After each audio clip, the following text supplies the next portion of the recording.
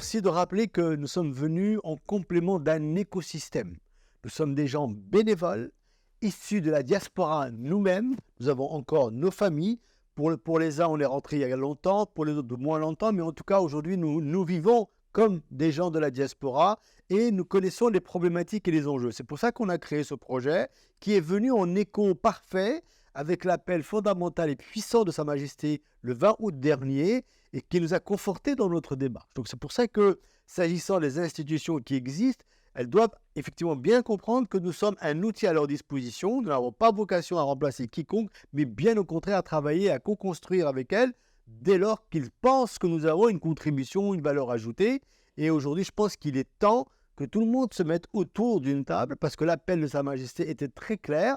Il est temps de réinventer une nouvelle feuille de route, une nouvelle stratégie pour pouvoir renouer avec la diaspora en tenant compte de ces nouvelles attentes, de ces aspérités, c'est-à-dire de ces différences, parce qu'aujourd'hui, entre les 5 millions de Marocains de confession musulmane et le million de Marocains de confession juive, ça fait quand même 6 millions d'âmes qui sont aujourd'hui un actif très important pour le pays, qu'il faut mettre au service du pays.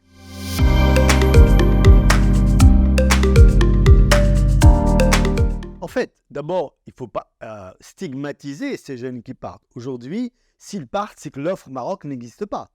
Donc aujourd'hui, l'État marocain, l'ensemble des parties prenantes doivent travailler sur l'offre. Comment garder nos talents sur lesquels nous avons investi en matière d'éducation, en matière de formation, pour pas qu'ils partent. C'est ça le vrai enjeu aujourd'hui. Maintenant qu'ils soient débauchés par des acteurs internationaux avant qu'ils sortent de l'école, chacun joue son rôle. Nous sommes dans la mondialisation, aussi bien économique que dans la mondialisation des talents. Il faut accepter cela. Maintenant, encore une fois, c'est comment on fait pour élargir la production de matières grises, de talents au Maroc, et on en a pour faire en sorte que les entreprises marocaines ou les institutions publiques ou semi-publiques marocaines puissent en profiter également, mais en aucun cas stigmatiser cette communauté-là de gens qui partent parce qu'on leur offre des ponts d'or, on s'occupe de les accueillir, de les loger, voire même de s'occuper de leurs enfants parfois, donc ils auraient tort de ne pas accepter, donc pas de stigmatisation, mais posons-nous les bonnes questions, nous, ici en interne. Que faisons-nous pour garder nos talents, pour garder nos gens et éviter qu'ils partent ou, pour les autres, éviter qu'ils cherchent à traverser la Méditerranée?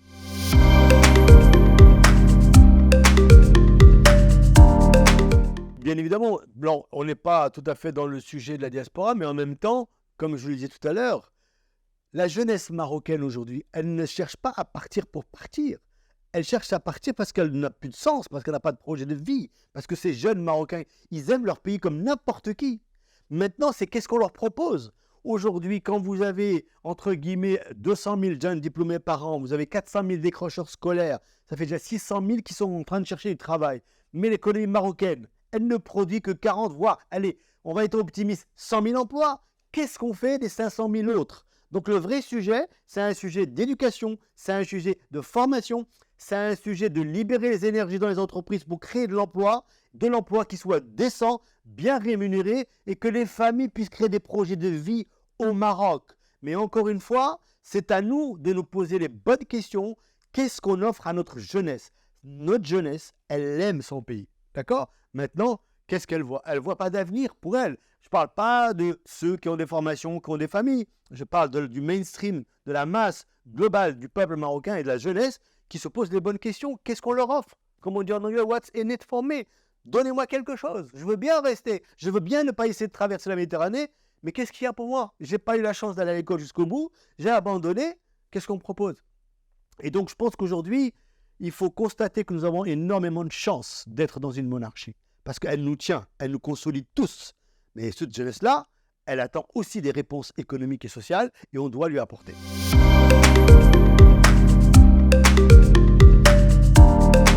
Il faut prendre le mal à sa racine. Nous avons un sujet d'éducation historique depuis 40-50 ans qui commence à peine à être pris en charge, mais sauf que là, on est sur une génération. L'éducation, c'est du long terme. Mais il y a aussi des sujets de formation qualifiante. Aujourd'hui, il faut prendre tous ces jeunes et les mettre dans des parcours de formation aujourd'hui sur la longue durée en fonction des besoins des entreprises, mais pas que des grandes, des TPE, des PME, du monde agricole. Nous pouvons créer beaucoup d'emplois dans ces domaines-là. Dans le monde associatif, aujourd'hui, on peut créer 100 000 emplois dans le domaine associatif sans aucun problème demain matin.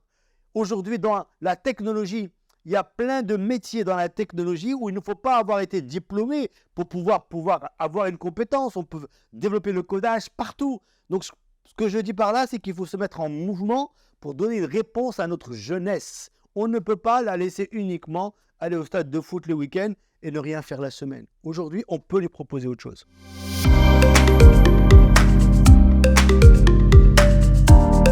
La diaspora, comme son nom l'indique, ce sont tous les Marocains qui sont répartis à travers le monde. Et donc, nous avons vocation, bien évidemment, à nous adresser à tout le monde. Maintenant, bien évidemment, qu'on se concentre aussi sur là où il y a la concentration de cette diaspora, qui est plutôt le pays européen en général. Je rappelle que le premier pays aujourd'hui connu pour accueillir beaucoup de Marocains, c'est la France. Ensuite, vous avez l'Espagne, l'Italie, la Belgique, la Hollande. Et après, autour, il y a l'Allemagne, il y a l'Angleterre, etc. Et puis, bien sûr, il y a les pays d'Asie où de plus en plus de Marocains vont pour vivre et travailler et habiter. Et puis, bien sûr, il y a l'Amérique du Nord, le Canada, les États-Unis et quelques-uns qui sont clairsemés à travers l'Amérique du Sud. Donc, globalement, bien évidemment, à terme, on va avoir des relations avec tout le monde. Et comme je l'ai dit, on va s'appuyer sur des réseaux de Marocains déjà existants, parce qu'ils sont pleins.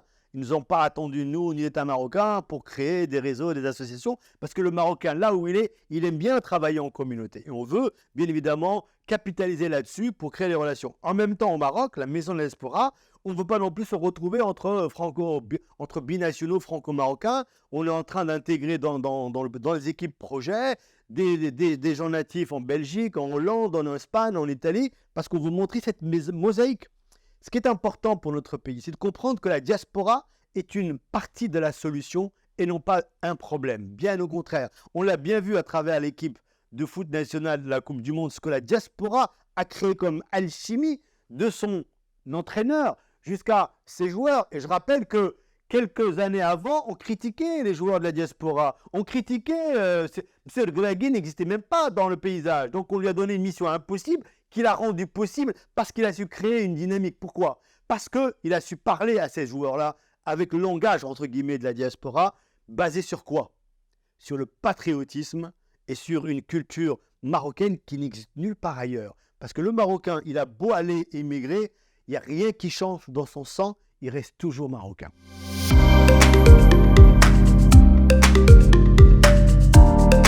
Qu'elle trouve des partenaires financiers très vite, parce qu'on a besoin de subsides, qu'on puisse rentrer dans une dynamique où, encore une fois, les Marocains qui vivent à travers le monde aient un single point of contact, qui se disent « j'ai une problématique, je peux m'adresser à la maison de la diaspora qui va me guider vers les institutions dont c'est le métier ». Et je rappelle que nous allons travailler avec les gens du CRI, avec l'AMDI, avec tous les acteurs qui ont vocation à accompagner les investisseurs. Notre rôle, c'est d'être un facilitateur au service de la création de valeur pour notre pays. Et encore une fois, la diaspora marocaine aujourd'hui est une solution et non pas un problème.